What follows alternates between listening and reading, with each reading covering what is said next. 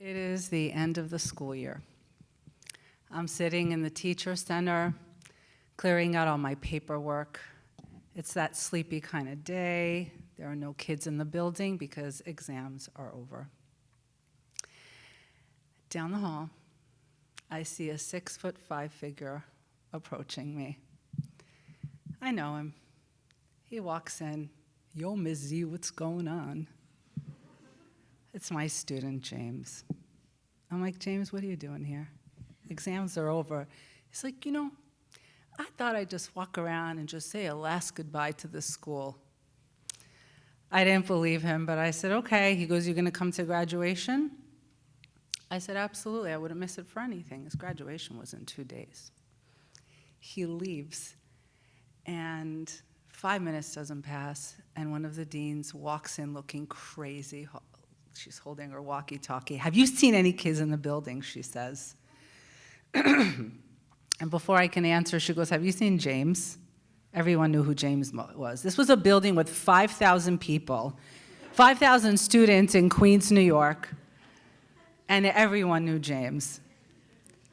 And I said, "What's going on?" And she said, "Somebody's tagging up the building, and the janitors are running around trying to scrub the spray paint off everything, and I don't care who it is at this point. I don't care if they're graduating. We're going to expel this kid. We got to catch them. Did you see James?" I met James my first teaching year in 2001. I had been dumped into teaching special ed out of license. He'd been dumped into the special ed classroom where I taught a 15-to-1, meaning 15 students to one teacher. He had emotional and behavioral problems, but intellectually he was a very bright kid. But he was wild.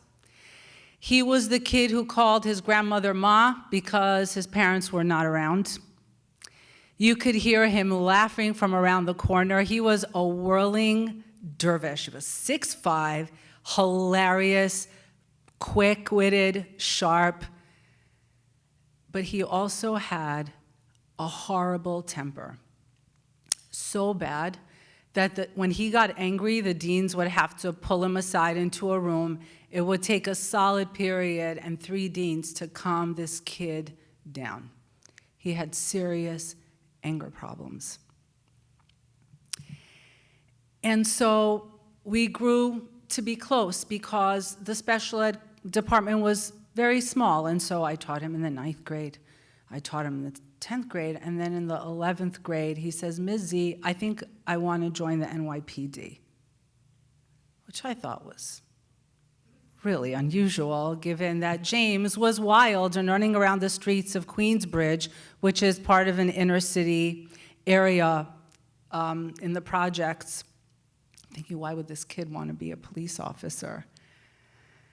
But I don't think much about it, and then senior year comes and he says, "Miss Zilelian, when I graduate, I'm going to join the Army and I'm going to go to Iraq and fight that war."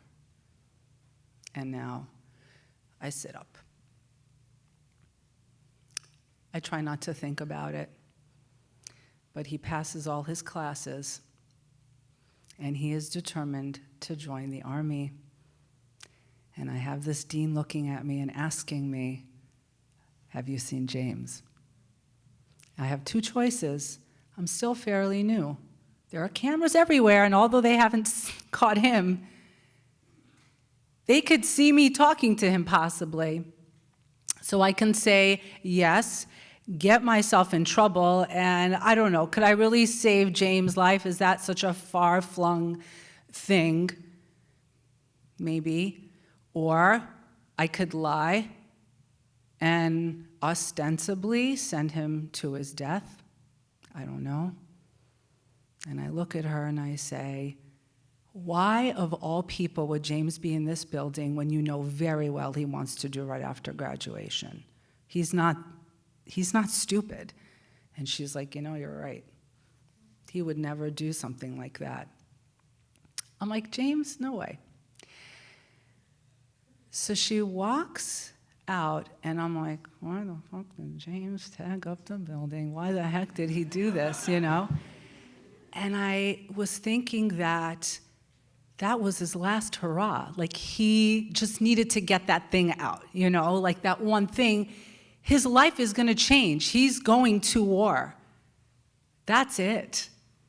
And maybe that's why he did it. So he did graduate. And he served 3 tours in Iraq. He called me from there twice, from the hospital, because he'd gotten injured. Yo, Ms. Zilelian! I'm like,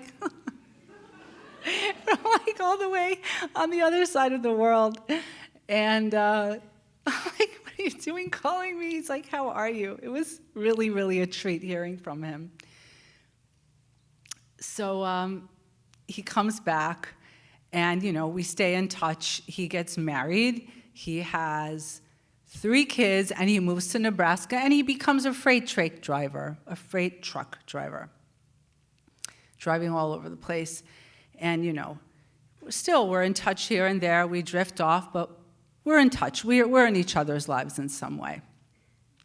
And I'm just so happy that he's safe, he's in Nebraska, he's away from everything, and he created this beautiful life for himself.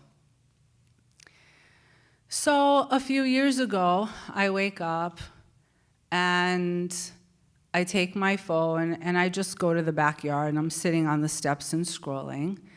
And one of my former students, who's friends with James, and I'm in touch with her too, posts this article about a man who was killed in Nebraska.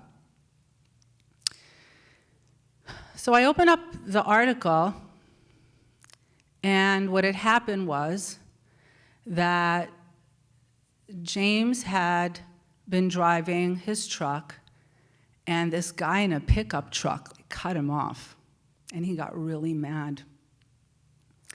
So he got out of the truck, went over, and him and this guy got into a really bad verbal altercation.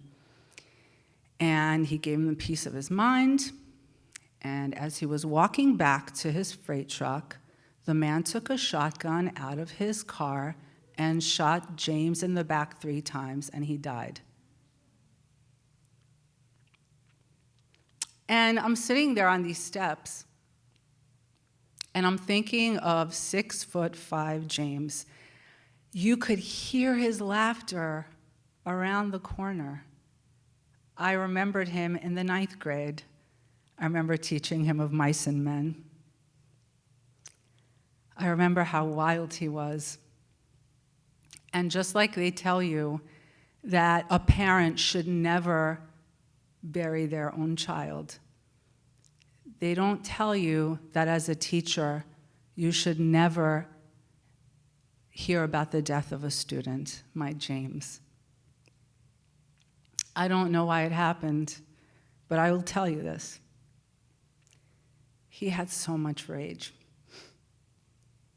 And I think that he thought that he was escaping it, but he'd taken it with him wherever he went. Thank you.